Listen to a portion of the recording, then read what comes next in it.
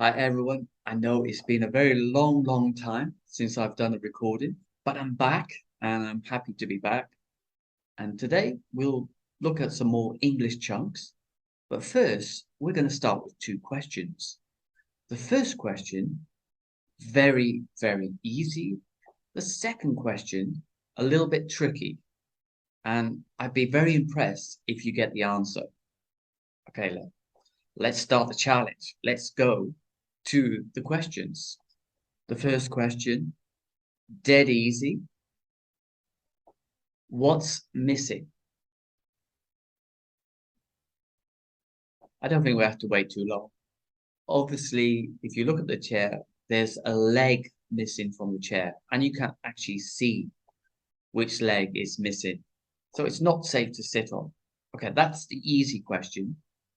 Now, the difficult question. The difficult question, what's missing? So you got your verb table. What's missing? I'll give you 10 seconds.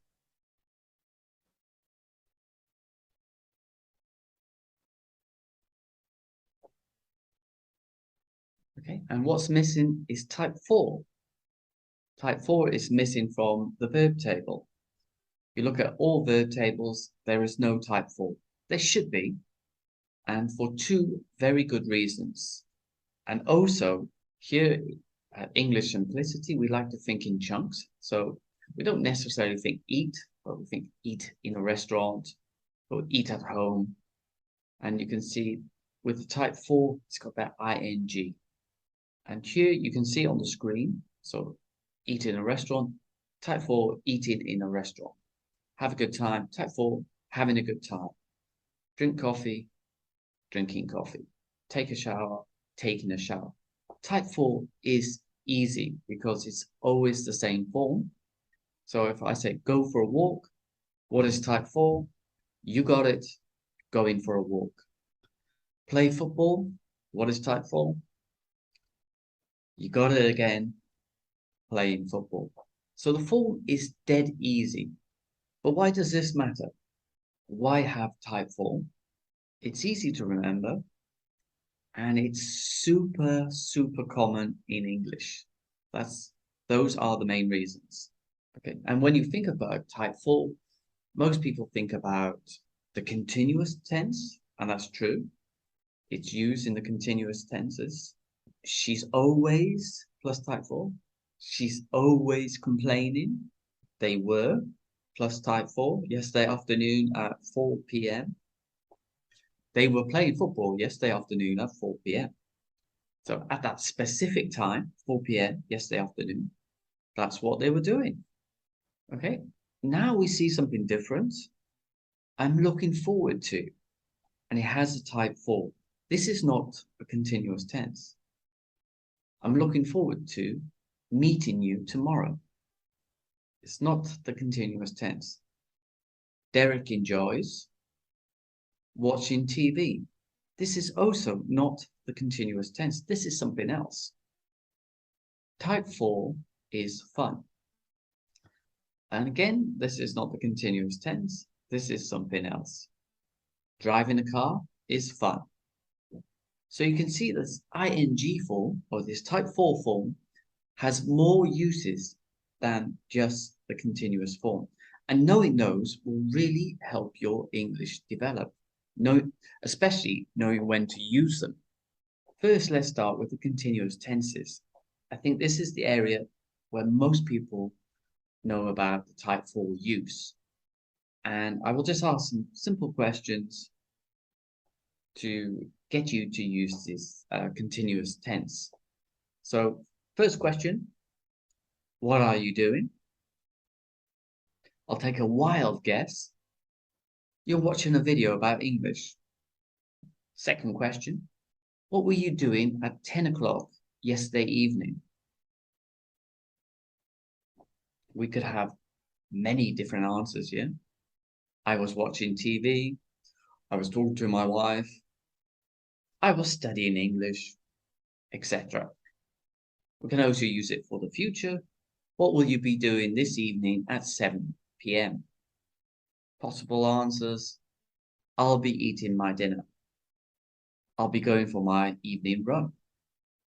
In other different ways, for example, for those people who are not in New York, so if you were in New York, what would you be doing? And you can answer, if I were in New York, I would be visiting Central Park.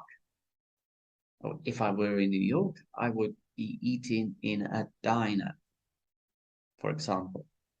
Another question could be, instead of doing what you're doing now, what else could you be doing? And possible answers, well, I could be doing some work. Well, I could be studying English from my textbook, something like that. Now let's go on to the other major area where the type for is used. And that is something called gerunds. You don't need to know what gerund is. It basically means that an action-like word is a noun. And here you can see type for being used as a noun. What is a noun? It's words like table, boy, goal, concept. Often these words will have a or the in front. It's like a table, a boy, the boy, the gold. There's no a in front of gold. A concept, the concept. If you have a type 4, you can say eating breakfast is good. Driving a car is good. So you can use a type 4 at the start of a sentence. She's afraid of the boy. You can also have she's afraid of drinking coffee.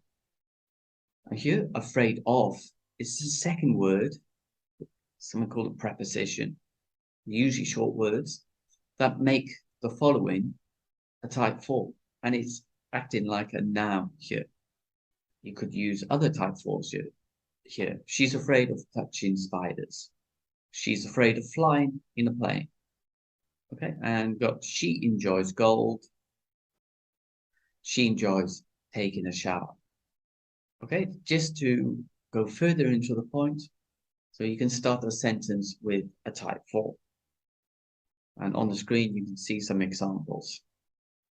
And you can also use it after some verbs, not all verbs, but some verbs. Here are some common verbs that use this type 4 afterwards. Mind, enjoy, finish, avoid, fancy, imagine, postpone, stop. Okay, and here we've got some examples. So I'll give you the first two examples. I don't mind drinking coffee. I enjoy eating in a restaurant. And you can use it after prepositions in phrases like interested in, talking about, apologize for, afraid of, look forward to, get used to, bored of. And I'll just give you the first two examples. So he's interested in visiting the British Museum. And we talked about going on holiday. And that's why I think knowing type 4 is important. And to help you along the way, there's a little bonus. In the description below the video, there's a link to a deck of flashcards that basically focus on type 1 and type 4 and when to use them. So you need Anki for this, and you can download Anki most of the time for free. If you've got a laptop, it's free. And then you can download the deck.